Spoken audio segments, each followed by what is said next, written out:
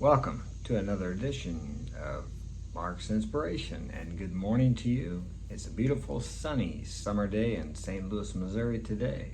Hope it's wonderful wherever you are in the world. Today's topic is going to be limitations. What are your limitations? I would venture to say that the limitations you have or experience in your life are the limits and the limitations you have put upon yourself. There are no limitations, only created within the mind of man. When we're born, we believe we can do anything. Well, we can't articulate, of course, because we can't talk.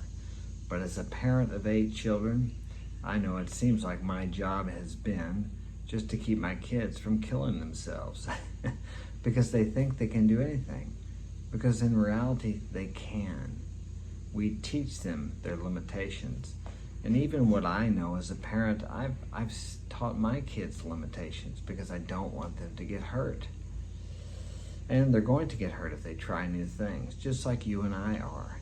But we learn to limit ourselves, to not take risks, to play it safe. What's the favorite phrase now? Be safe.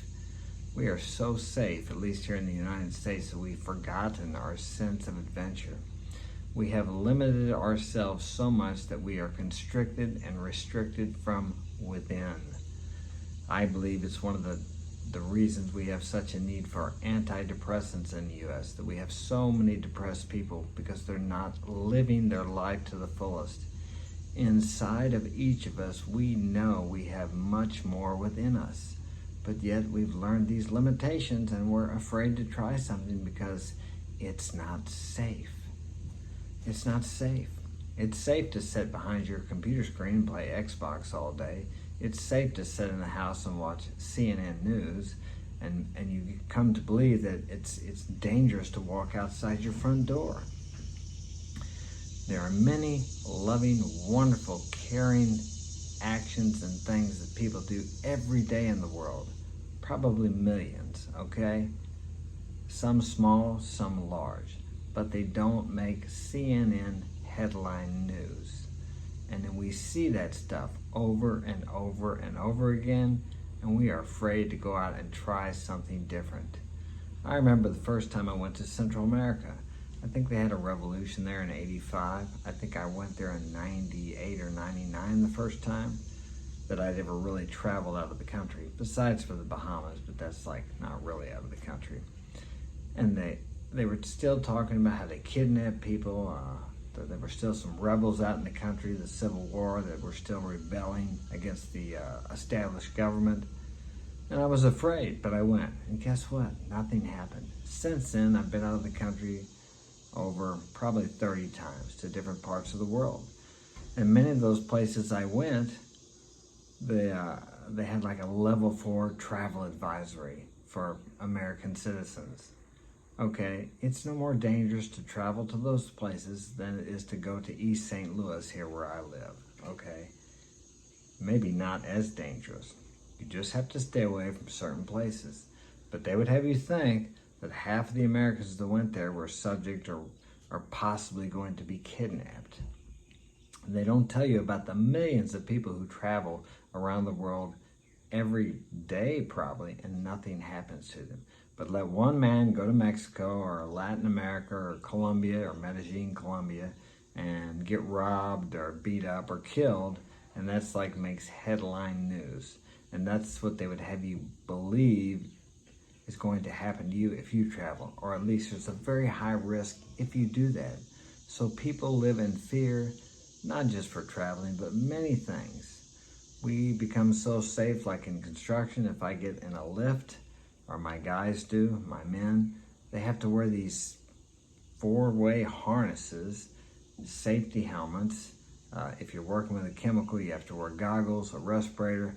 By the time you become so safe, you can't hardly get the job done. Actually, in a way, it's more dangerous because you're so restricted you can't move fluidly.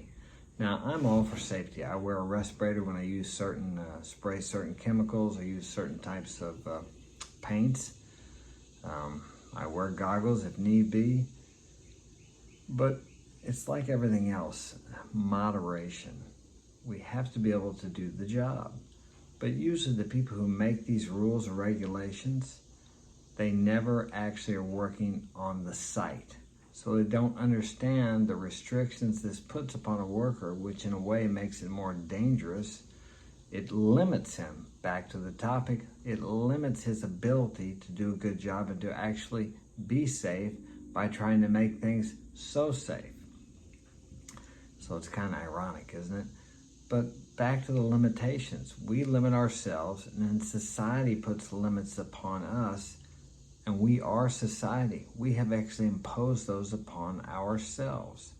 No one actually does it to us, but we do it to ourselves. We accept these regulations, these limitations, these rules without ever saying anything about them. They're all for your own good, like wearing a seatbelt. Now, I'm not against seatbelts. I wore my seatbelt for years before they ever made it a law. But when they tell me that I have to, it kind of makes you feel like you're being forced to accept someone else's limitations. A motorcycle helmet in my state for years, up until 1 year ago, you had to wear a motorcycle helmet to ride a motorcycle. Now all of a sudden you don't have to do that anymore. But for years they told you had to. I didn't like wearing a helmet, but I did. Now when I was in another country and I didn't have to wear a helmet, I didn't wear one. But then sometimes I did.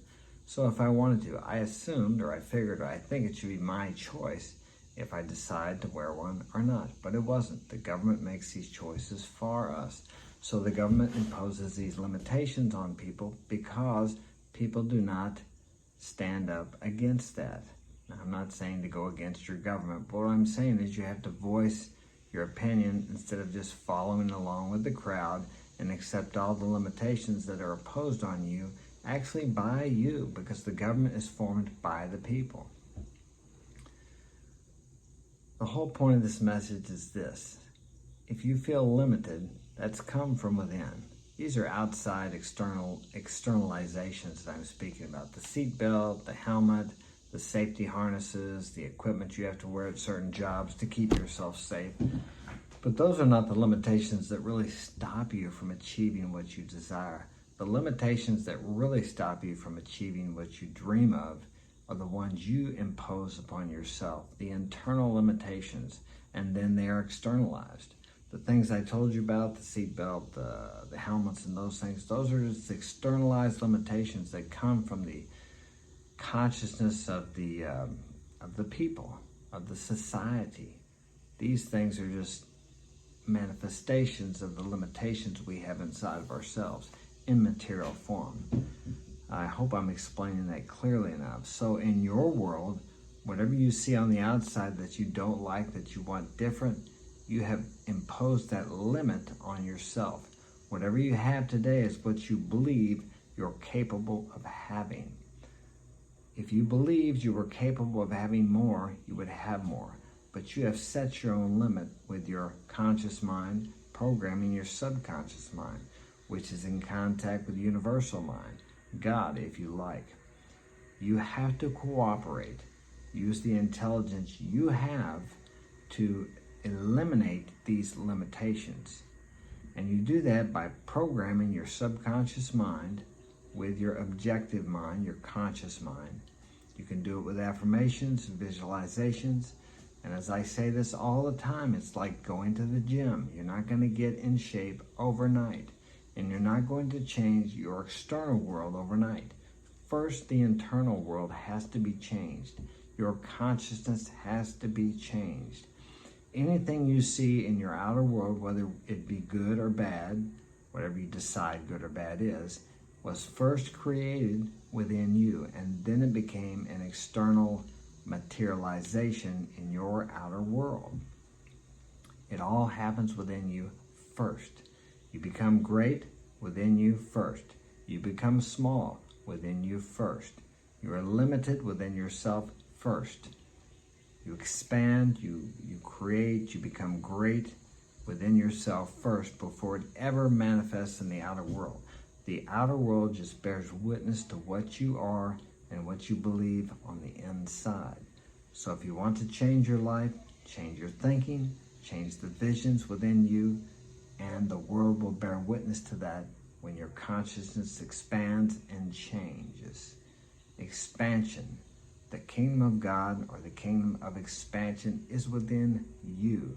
You have complete control of what goes on within you, and thus your outer world shows that in your experience. Smash that like button, subscribe. I'll see you tomorrow.